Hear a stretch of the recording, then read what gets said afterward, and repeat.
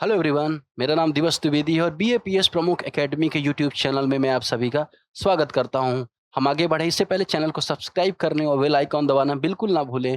Current affairs की हम series यहां पर शुरू कर रहे हैं या शुरू कर चुके हैं और उसमें कुछ इंपॉर्टेंट टॉपिक ऑलरेडी हमने देख लिए हैं। अगला जो टॉपिक है वो ग्लोबल लिवेबिलिटी इंडेक्स के लिए है। अगर आप हिंदी में या इंग्लिश में किसी में तैयारी करना चाहते हैं या किसी में current affairs of free PDF प्राप्त करना चाहते हैं तो टेलीग्राम चैनल को ज्वाइन कर लें, डिस्क्रिप्शन में लिंक दी गई है।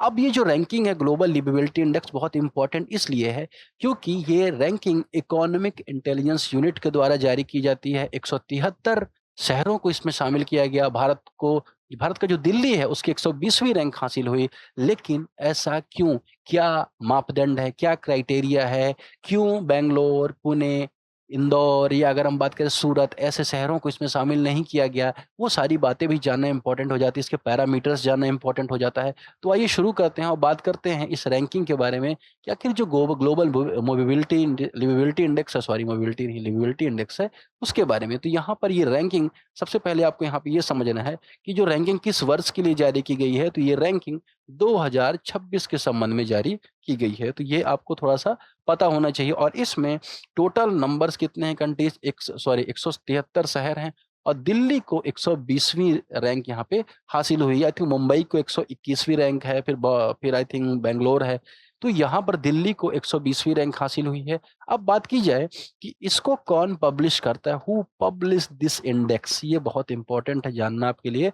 तो जो इकोनॉमिक इंटेलिजेंस यूनिट है, इकोनॉमिस्ट इंटेलिजेंस यूनिट है, वो क्या करती है, इस रैंक को पब्लिश करती है। और इसमें जो मेजरमेंट होता है उसके आधार कौन-कौन से, किन-किन बातों को ध्यान में रखा जाता है जब मेजर किया जाता है। तो आप यहाँ पे ये बात यहाँ पे याद रखेंगे कि इसमें कोई इकोनॉमिक ऐसे मापदंड नहीं होते या आर्थिक मापदंड नहीं होते, इकोनॉमिक पैरामीटर नहीं होते, ना ही कोई टूरिज्म रिलेटेड पैरामीटर होते। इसमें यह ध्यान में रखा जाता है कि एक आम व्यक्ति को रोज़मर्रा का जो जीवन जीना है, उसमें उसे कैसी सुविधाएँ होत मिलती हैं, उसका जीवन कितना अनुकूल है, वह शहर किसी व्यक्ति के रहने के लिए कितना अनुकूल है, ये ध्यान में रखा जाता है इस इंडेक्स के। इसलिए ये इंडेक्स इम्पोर्टेंट है, ये आपको यहाँ पे याद रखना है। अब अगर हम बात करें कि इसके तहत दुनिया भर के 173 देशों में 30 अलग-अलग इंडिकेटर्स को देखा जाता है। तो कितने इंडिकेटर्स हैं ये आपको पता होने चाहिए। तो इसमें कितने इंडिकेटर हैं?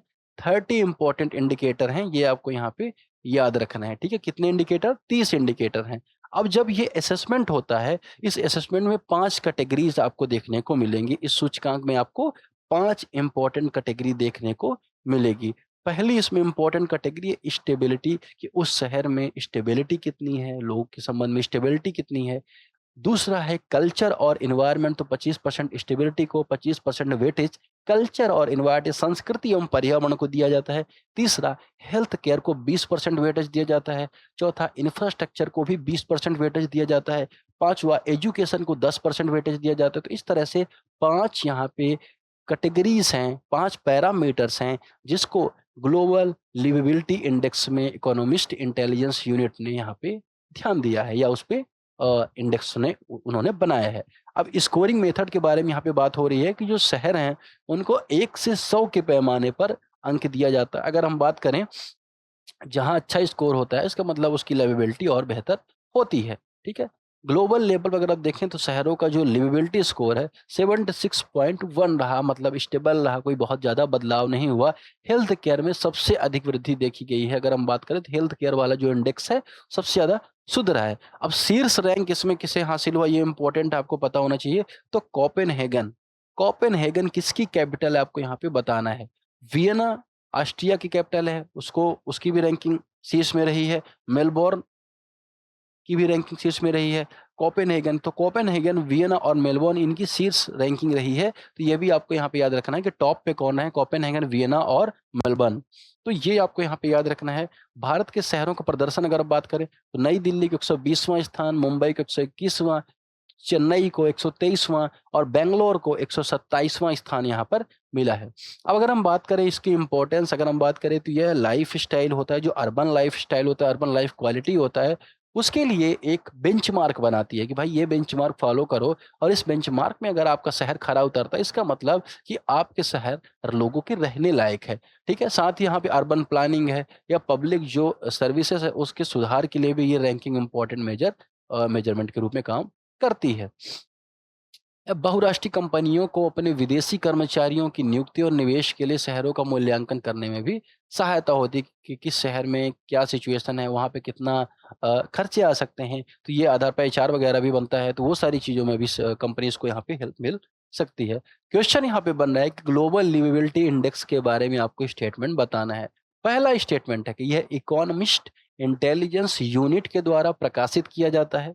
दूसरा, यह सूचकांक स्थिरता या स्टेबिलिटी, हेल्थ सर्विसेज स्वास्थ्य सेवाएं, एजुकेशन या शिक्षा, बुनियादी ढांचा इंफ्रास्ट्रक्चर जैसे मेजर्स को मापदंडों के आधार पर किसी शहर का मूल्यांकन करता है। तीसरा, ग्लोबल लिवेबिलिटी इंडेक्स देशों को उनके सकल घरेलू उत्पाद के आधार पर रैंक करता है। तो इन तीनों में सही आंसर कौन सा होगा आपको यहाँ पे बताना है। मैं इसके लिए 30 सेकंड का आपको समय दूंगा, 30 सेकंड में आपको इसका सही आंसर कमेंट करना है।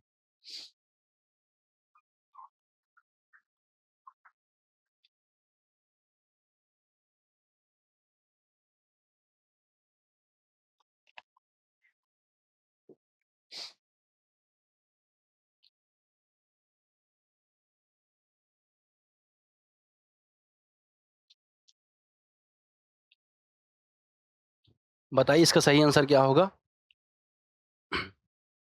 अब यहाँ पर अगर आप देखें तो जो तीसरा ऑप्शन है यहाँ पे इनकरेक्ट हो जाएगा, क्योंकि मैंने बताया है कि जीडीपी को, टूरिज्म रिलेटेड डाटा को इसमें मेजर नहीं किया जाता। यहाँ पे जीडीपी का मेंशन है, इसलिए ये ऑप्शन इनकरेक्ट हो जाएगा।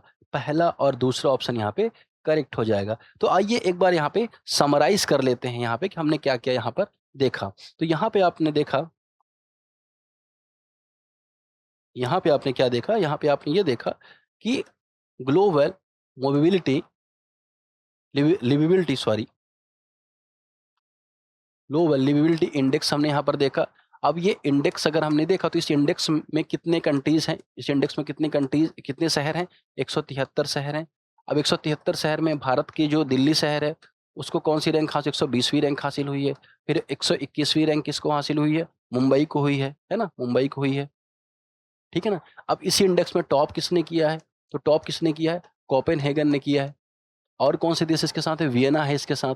और कौन सा इसके साथ है? मेलबोर्न है, आई थिंक मेलबोर्न नहीं है, आई थिंक मेलबोर्न नहीं है, मेलबोर्न इसके साथ है। किसने जारी किया है? तो इकोनॉमिस्ट इंटेलिजेंस यूनिट ने जारी किया है। इकोनॉमिस्ट इंटेलिजेंस इंटेलिजेंस यूनिट ने जारी किया है।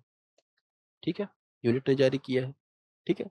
नेक्स्ट कि अब हाँ, ये तो सारी चीज़ें हो गई, मुझे लगता है इतना ही सफिशिएंट है। यहाँ पे ये भी याद रखना है कि इसमें जो मेजर्स हैं कौन-कौन से हैं, तो आई थिंक हमने देखा था हेल्थ हेल्थ केयर देखा था वहाँ पे।